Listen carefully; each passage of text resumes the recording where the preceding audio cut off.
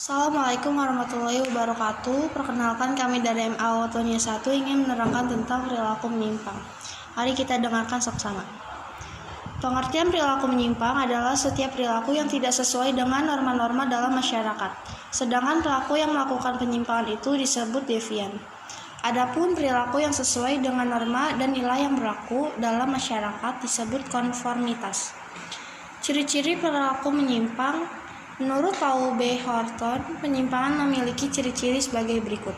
1. Penyimpangan harus dapat didefinisikan. Artinya penilaian menyimpang tidaknya suatu perilaku harus berdasar kriteria tertentu dan diketahui penyebabnya. 2. Penyimpangan bisa diterima, bisa juga ditolak. 3. Penyimpangan relatif dan penyimpangan mutlak. C. Faktor penyebab perilaku menyimpang. 1. Proses sosialisasi yang tidak sempurna. Karena ketidaksanggupan menyerap nilai dan norma yang berlaku di masyarakat ke dalam kepribadiannya, seorang individu tidak mampu membedakan perilaku yang pantas dan yang tidak pantas. Ini terjadi karena seseorang menjalani proses sosialisasi yang tidak sempurna, di mana agen-agen sosialisasi tidak mampu menjalankan peran dan fungsinya dengan baik. 2. Proses sosialisasi subkebudayaan menyimpang. Subkebudayaan menyimpang adalah suatu kebudayaan khusus yang normanya bertentangan dengan norma-norma budaya yang dominan. Unsur budaya menyimpang meliputi perilaku dan nilai-nilai yang memiliki oleh anggota-anggota kelompok yang bertentangan dengan tata tertib masyarakat. Sifat-sifat penyimpangan. 1.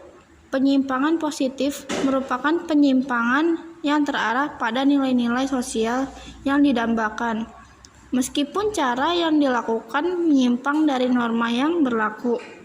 Contoh, seorang ibu yang menjadi tukang ojek untuk menambah penghasilan keluarga. Contoh-contoh perilaku penyimpang. Berikut ini beberapa contoh perilaku menyimpang. 1. Penyimpangan seksual. 2. Hubungan seksual di luar nikah. 3. Penyalahgunaan narkotika.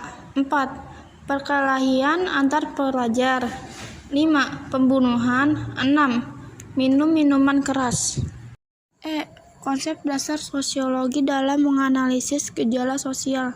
Sosiologi sangat berperan dalam membantu peneliti untuk menganalisis berbagai gejala dalam sosial masyarakat. Analisis tersebut dapat dilakukan dengan menggunakan konsep-konsep dasar sosiologi, misalnya untuk menganalisis gejala sosial yang menyangkut masalah kenakalan remaja seperti tawuran. Konsep dasar sosiologi yang digunakan untuk menelah masalah tersebut antara lain: 1. Pola interaksi sosial di kalangan remaja tersebut. 2. Solidaritas kelompok sosialnya. 3. Kebudayaan yang dianut. Interaksi sosial, kelompok sosial, kebudayaan, dan perubahan sosial merupakan konsep-konsep dasar sosiologi yang dapat dijadikan dasar untuk mengetahui penyebab terjadinya gejala sosiologi. Kenakalan remaja. Melalui analisis berbagai gejala sosial dalam masyarakat, kita juga akan bisa memahami hubungan sosial yang terjadi dalam masyarakat, termasuk hubungan sosial di kalangan remaja yang terlibat kenakalan. Pada dasarnya, gejala sosial yang muncul, pemahaman yang baik mengenai konsep sosiologi dan gejala sosial. Konsep dasar sosiologi dan gejala sosial dalam masyarakat. 1. Interaksi sosial. Konflik antar suku bangsa. Interaksi sosial dalam masyarakat multikultural seperti Indonesia seringkali memicu konflik antar suku bangsa. 2. Kelompok sosial. Penyimpangan kelompok sosial. Kelompok sosial yang terbentuk dalam masyarakat ada kalanya cenderung menyimpang, seperti geng motor, kelompok punk, atau anak-anak punk, dan terorisme. 3. Pelapisan sosial.